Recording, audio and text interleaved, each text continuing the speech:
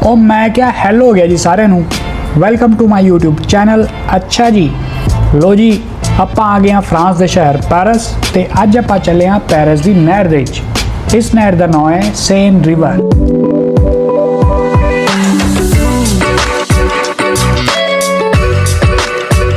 ਤੇ ਇਹ ਸਫ਼ਰ ਆਪਾਂ ਤੈਰ ਕੇ ਨਹੀਂ ਕੱਟਣਾ ਬਲਕਿ ਟਿਕਟ ਕਟਾ ਕੇ ਕਸ਼ਤੀ ਤੇ ਜਾਣਾ।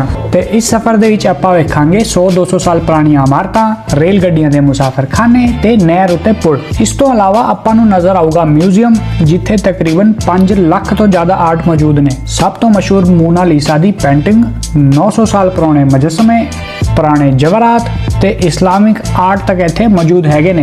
ओ पाजी ऐसे नहीं होती व्लॉगिंग शुरू से शुरू होती है। आप पहले ही लोकेशन पर आ गए, इधर दो मैं दिखाता हूँ आपको। सबसे पहले इसे बंद करो। सुबह 8 बजे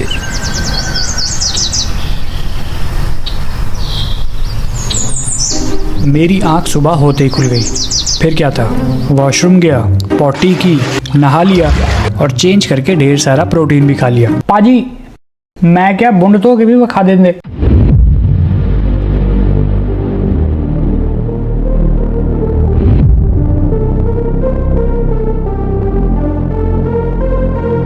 और फिर निकलने से पहले एक सुट्टा जला लिया।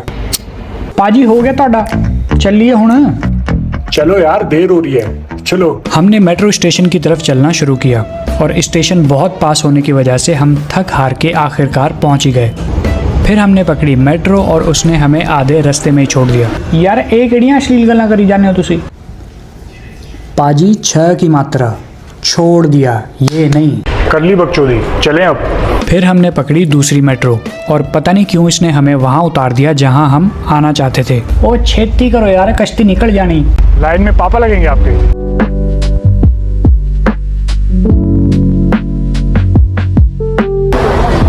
आगे भाई आगे भाई आ गए, चलो।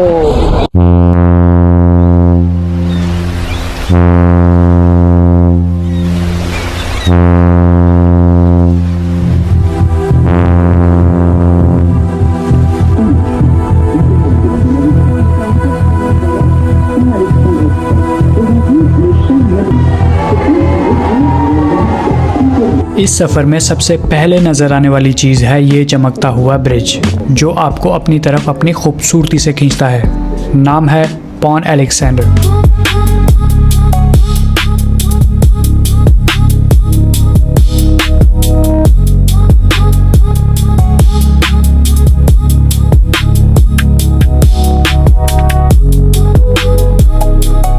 ये ब्रिज फ्रांस और रशिया की फ्रेंडशिप की निशानी है और इसका कंस्ट्रक्शन 1896 से 1900 के दरमियान हुआ था। सन 1900 में पेरिस में होने वाले वर्ल्ड फेयर के टाइम पे इस ब्रिज को पब्लिक के लिए खोल दिया गया। इस ब्रिज को सिर्फ एक रास्ते की तरह ही नहीं बल्कि एक आर्टिस्टिक स्टेटमेंट की तरह डिजाइन किया गया था।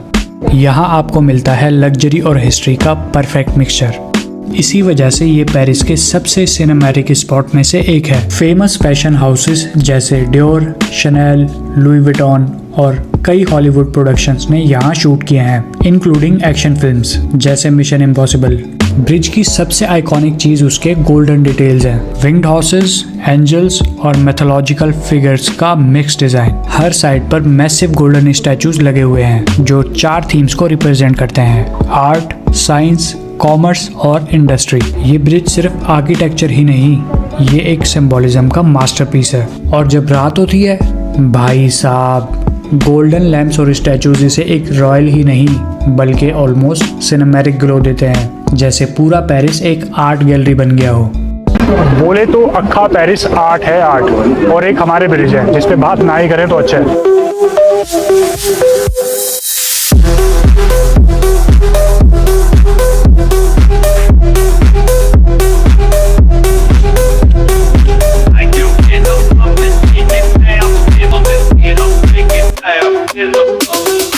अब हमारे सामने जो चीज़ है इसका नाम है म्यूज़े d'Orsay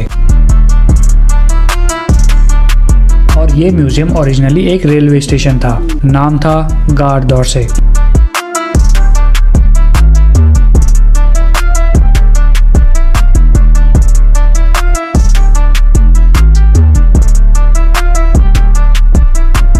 इसे भी 90s के वर्ल्ड फेयर के टाइम ही बनाया गया था। इस बिल्डिंग को आर्किटेक्ट विक्टर लालू ने डिजाइन किया था और उस वक्त ये पेरिस का अल्ट्रा मॉडर्न स्टेशन माना जाता था क्योंकि यहाँ पे इलेक्ट्रिक ट्रेन चलती थी। 1939 के बाद ट्रेन अपग्रेड होते होते लंबी होने लगी और स्टेशन के प्लेटफॉर्म्स छोटे पड़ गए। इसी वजह से स्टेशन ऑलमोस्ट यूजलेस हो गया और धीरे धीरे लॉन्ग रूट की मेट्रोज आना बंद हो गई। उसके बाद 1939 से लेकर 1945 में होने वाली वर्ल्ड वॉर 2 के दौरान इस इमारत ने कुछ और किरदार निभाए। इस बिल्डिंग को parcel centre, mail dispatch centre और कभी कभी प्रिजनर्स और सोल्जर की मूवमेंट के लिए यूज किया जाता रहा। वॉर के बाद इस बिल्डिंग को और भी मुख्तलिफ चीजों के लिए यूज किया गया था, जैसे फिल्म्स की शूटिंग, थिएटर, एग्जीबिशन और ऑक्शन इवेंट्स के अलावा टेम्पररी तौर पर यहाँ की हुकूमत ने भी इसे यूज किया। 1970 में इस बिल्डिंग को तोड़कर होटल बनाने का प्लान था, लेकिन फ्रेंच कल्चर मिनिस्ट्री ने लास्ट मोमेंट पर इसे बचा लिया। फिर जाके फ्रेंच गवर्नमेंट ने डिसाइड किया कि बिल्डिंग को तोड़ने के बजाय प्रिजर्व किया जाए। 1978 में ऑफिशियली म्यूजियम प्रोजेक्ट अप्रूव हुआ, कन्वर्जन का काम शुरू हुआ और 1986 में ये ऑफिशियली म्यूजियम दौर से म्यूजियम बन गया। आज यहाँ बहुत से 100-150 साल पहले के फेमस आर्ट मौजूद हैं। स्पेशली लोग यहाँ इसकी सबसे आइकॉनिक चीज इसका जायंट क्लॉक विंडो के लिए आते हैं क्योंकि वहाँ से पेरिस अलग ही दिखता है, बिकॉज बिल्डिंग और आर्ट दोनों सेम हिस्टोरिकल वाइब रिप्रेजेंट करते हैं। बहुत से लोग ये भी कहते हैं कि एटमॉस्फेयर के हिसाब से और से लूव म्यूजियम से ज्यादा मैजिकल फील देता है। पाजी हुण एक एड़ी चीज है लूव, दुनिया का सबसे फेमस म्यूजियम।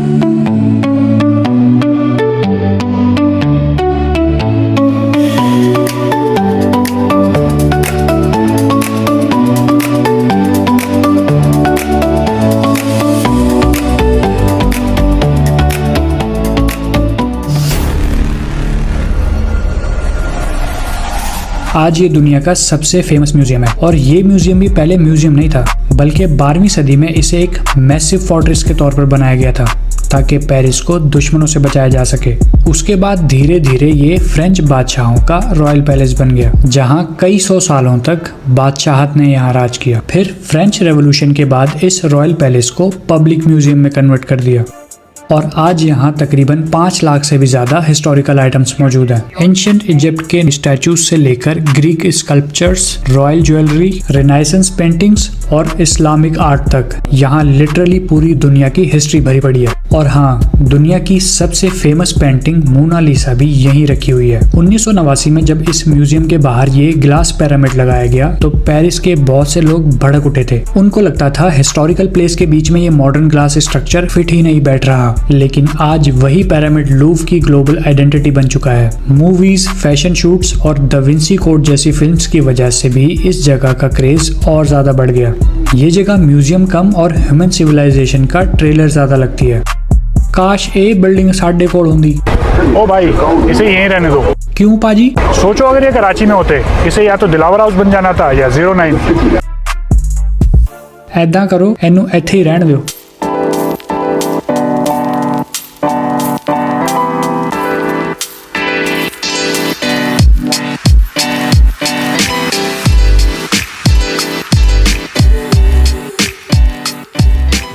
ये जो सिंपल और आर्टिस्टिक स्टाइल का ब्रिज आपको नजर आ रहा है, इसका नाम है पोंट दे आर्ट। आज लोग इसे मोस्टली लव लॉक ब्रिज के नाम से जानते हैं। ये पेरिस का पहला मेटल ब्रिज था।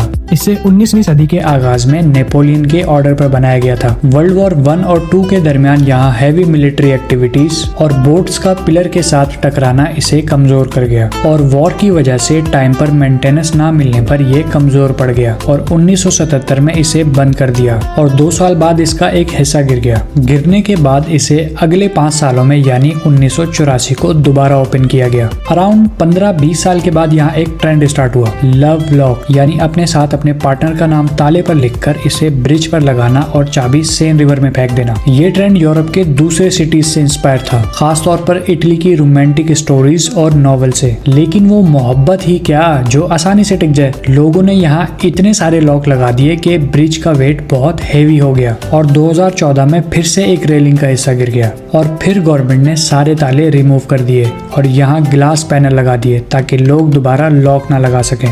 लोग पास नहीं आ रहे, फिर भी लगाए हुए। लॉक्स तो हटा दिए गए, लेकिन पेरिस से मोहब्बत का सीन खत्म नहीं हुआ। यहाँ प्यार अब भी वैसे ही लगता है जैसे चाय में इलायची, जो ना भी हो तो भी खुशबू रह ही जाती है।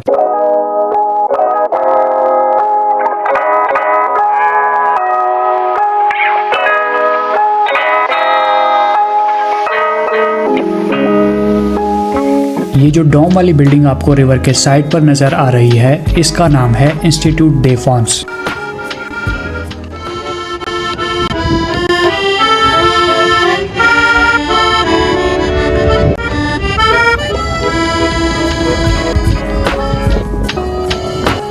आज ये फ्रांस का इंटेलेक्चुअल हेडक्वार्टर माना जाता है, लेकिन पहले ये बिल्डिंग उन स्टूडेंट्स के लिए बनाई गई थी जो फ्रांस के डिफरेंट टेरिटरीज से आते थे। 1805 के बाद यहाँ फ्रांस के टॉप राइटर्स, साइंटिस्ट, फिलोसोफर्स और आर्टिस्ट की अकेडमीज बैठना शुरू हुई। सिंपल वर्ड्स में बोले तो यहाँ दिमागों की VIP मीटिंग होती है। इंटरेस्टिंग बात यह है कि यहाँ मेंबरशिप मिलना फ्रांस में बहुत बड़े ऑनर की बात है। कई फेमस इंटेलेक्चुअल्स और नोबेल प्राइज विनर्स भी यहाँ का पार्ट रह चुके हैं। और इसका जायंट डोम स्पेशली सनसेट के वक्त सेन रिवर में रिफ्लेक्ट होकर बहुत सिनेमैटिक फील देता है। पेरिस सिर्फ फैशन और रोमांस का ही सिटी नहीं भाई साहब, यहाँ नॉलेज को भी लग्जरी ट्रीटमेंट मिलता है। ये लोग तालीमी इदारों में काफी चीजें करना भूल गए। ओ कीपा जी, अरे वही भैंसों के तबेले बनाना, तंबू लगा के शादियां करना और पार्ट टाइम नशे करना, ये सारी चीजें इन्होंने मिस कर दी।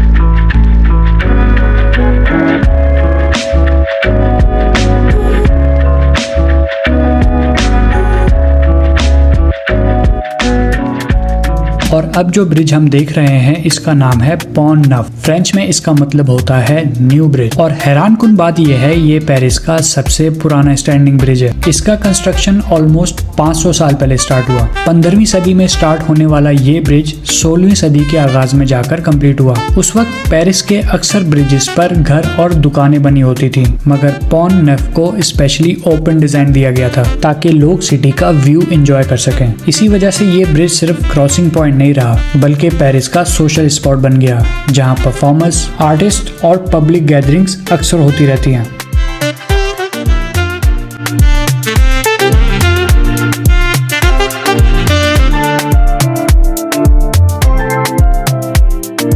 इस इमारत का नाम है नोत्र दाम दे पैरी, पेरिस की सबसे लेजेंडरी और इमोशनल बिल्डिंग में से एक।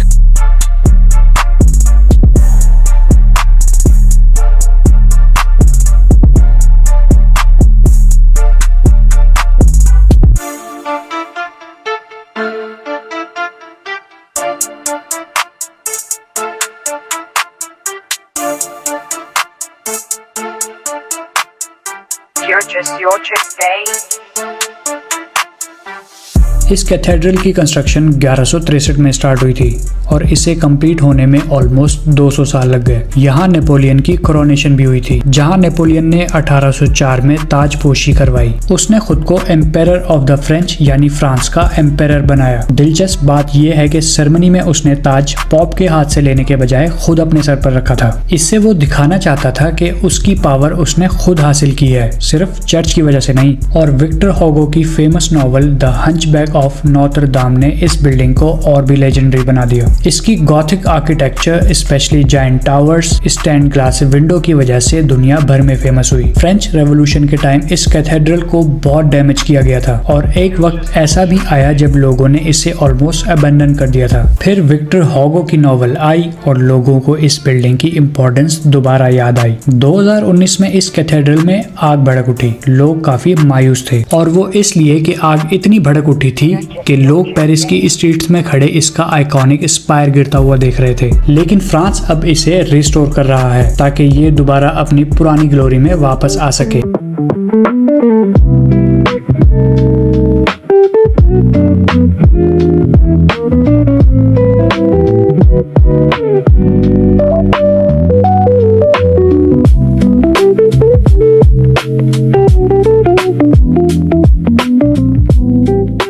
फाइनली अब हमारे सामने जो चीज मौजूद है इसे सब जानते हैं। नाम है एफल टावर।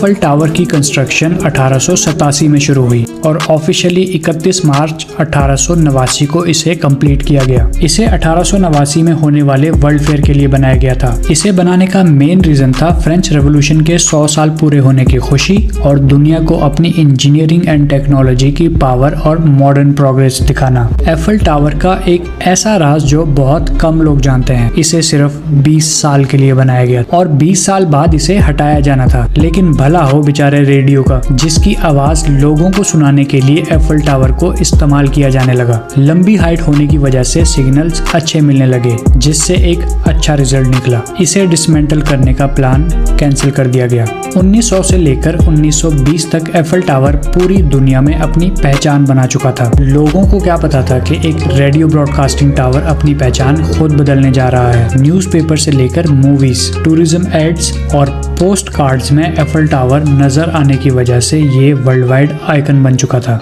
इसे देखने के लिए दुनिया भर से हर साल लाखों लोग आते हैं। आज ये दुनिया का मोस्ट फेमस लैंडमार्क है।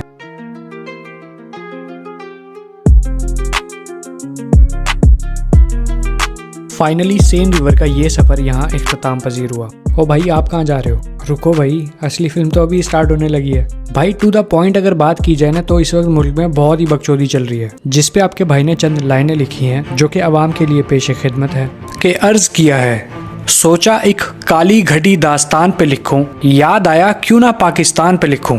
ये कैसा खेल तमाशा है, एक ऐसा खेल तमाशा है जो लगता है ईवानों में, कुछ खास नहीं पहचान इनकी, सरकार इसे हम कहते हैं। सरकारी इस दरबार में तकरीरें लंबी होती हैं, कुछ खास नहीं बस एसी में चूतड़ ठंडी होती हैं। महंगाई पर तकरीरों में माहौल ये गरमाते हैं, हालांकि ये सारे चूतड़ ठंडी करने आते हैं हमारे पाकिस्तान को ये बाप का मुल्क समझते हैं। गिराते हैं, तड़पाते हैं, मारते काट जाते हैं, लेकिन फिर कुछ याद आया ये चाटने भी तो जाते हैं। प्रोटोकॉल के साए हैं, काफले भी खास आए हैं, 25 करोड़ भिखारी टूटी गलियों में छोड़ आए हैं। 2 रुपए का काम कर कुछ ज्यादा ही इतराते हैं, फोटो भी खिंचवाते हैं, लिए ये न जाते हैं। काट कर रिबन बहुत एहसान जताया जाता है, हर बार की तरह बार बार मुल्क डबोया जाता है। रिबन भी कट जाती है, तस्वीर भी छप जाती है, पहली ही बरसात में तरक्की बहसी जाती है। तकरीरों का शोर है, बस काम की खामोशी है, हर नई सरकार में पुरानी ही बेहोशी है। बनाकर अस्पतालों को फतेह का ऐलान करते हो, बीमारी की जड़ों पे कब तुम वार करते हो। मिलावट का बाजार भी तो यूं ही आबाद रहता है, बस मर्ज बदलता बढ़ता है, इलाज पीछे रहता है। बाजारों में इनके चेले रेट पूछने आ जाते हैं, जड़ों को छोड़कर ये कीड़े पत्तों पर ज़र्ब लगाते हैं। अपोजिशन भी अजीब है, हुकूमत भी कमाल है, कल तक जो था मुल्जिम आज वही सरकार है। कि मुल्क भी ये लूटें, रहबर भी ये कहलाते हैं, बस नारे नए लगाते हैं, कसम पे कसम खाते हैं, फिर बात बदलते जाते हैं, हर बार ये वादे करते हैं, फिर रंग बदलते जाते हैं। तख्त संभालते रहते हो, तकदीर संभाली जाती नहीं, तस्वीर बदलते रहते हो, तदबीर बदलना आती नहीं। कल कसम उठाई थी सबने, आज बात बदल दी फिर तुमने। अवाम ने जब पूछा इनसे, फिर चाल बदल दी सबने। ईवानों में बकचोदी करते ये सारे 1.5 शाणे हैं, ये शतरंज के मोरे हैं कि बूट वही पुराने हैं। देखो यार, मसला ये नहीं है कि ये हमें चूतिया बना रहे हैं, मसला ये है कि हम चूतिया बन चुके हैं और हम मजीद चूतिया बनते जा रहे हैं। इस वक्त पाकिस्तान के हर कोने में एज अ पाकिस्तानी आप सेफ नहीं है, जो चंद लोगों की वजह से हुआ है। और हम बेचारी 25 करोड़ भिखारी, बुज़दिल और मुर्दा कौम, जिसके पास सिवाय सोशल मीडिया पे शोर करने के बचा ही कुछ नहीं है। चंद लाइनें हमारे लिए कि चाचू, कीबोर्ड की जंगों से तकदीर नहीं बदलती, सिर्फ तनकीद से किसी कौम की जंजीर नहीं पिघलती। फिरका, ज़बान, इलाका, हर सिमत दीवार खड़ी है, इसी तकसीम पर ही तो सियासत की दुकान चली है। जब तक हम खुद एक सफ में चलना ना सीखेंगे, तब तक ये सारे दरबारी खून ही तो चूसेंगे। हालांकि वो बात अलग है कि 60-70 साल से हमें मसले ही समझ में नहीं आ रहे, लेकिन अगर हम एक साथ हो जाए ना, 1 महीना बड़ा है इस गंदे सिस्टम को भगाने के लिए। खैर मैं भी क्या भैंस के आगे बीन बजा रहा हूँ। आप लोग बताओ वीडियो कैसी लगी आप लोगों को? माहौल देख लिया, ताड़म ताड़ी कर ली। इस वीडियो को एंड करने से पहले कुछ हैशटैग यूज कर लेते हैं ताकि ये वीडियो आप लोग देख सकें। अब्बा खल्ली वल्ली। बकरा कौन खाता है भाई? जानी तीसरे में गुम, चौथे में गुम, पोयो आए। डिचकी डिची डिचकी डिचकी ढा। भाई तूने वो देखा है? हाँ खरीदा है जहाज। बाप के पैसे है क्या भाई इनके? और वो दूसरी तरफ कराची इज लाइक पेरिस। भाई फक ऑफ, मतलब फक ऑफ। माइक ऑन कर यार। चलो भाई अगली वीडियो में मिलते हैं, फिर कुछ बढ़िया सा दिखाता हूँ आपको अगली वीडियो में, मसालेदार। तो ख्याल रखो जब तक अपना, खुश रहो, बढ़िया रहो, मज़े करो। बाय।